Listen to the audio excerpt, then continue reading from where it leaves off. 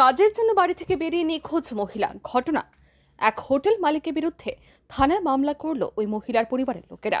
ঘটনার বিবরণে মহিলার এক নিকট আত্মীয় জানান, বিগত প্রায় 5 মাস ধরে বিশালগড় বাইপাস সংলগ্ন কামাখ্যা হোটেল অ্যান্ড রেস্টুরেন্টে কাজ করত চরিলাম আড়ালিয়া গ্রাম পঞ্চায়েতের রাজীব কলোনি কালিটিলা এলাকার বাসিন্দা প্রদীপ নমঃ স্ত্রী বুলটি নম। কিন্তু গত 11 জুলাই কাজে যাওয়ার জন্য বাড়ি থেকে বেরিয়ে আর বাড়ি ফেরেনি বুলটি নম। পাড়া প্রতিবেশী, বন্ধু বান্ধব, আত্মীয় স্বজনদের বাড়িতে খোঁজাখুঁজি করে মহিলার খোঁজ না পেয়ে রবিবার দুপুরে বিশালগড় মহিলা থানায় লিখিতভাবে হোটেল মালিকের বিরুদ্ধে অভিযোগ জানায় ওই মহিলার স্বামী প্রদীপ নম।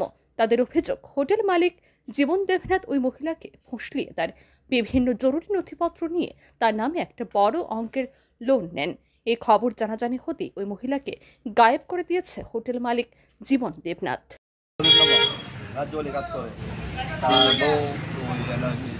বাইপাস কামাখ্যা হোটেল রেস্টুরেন্ট কাজ করতো কয়েকদিন যাবো, দুদিন আমার 5 মাস মতো কাজ করছে। মেয়েটা খুব সরল শুধু হয়, কী করছে ওই এভরির কাজ করছে, সব ডকুমেন্ট নিচে।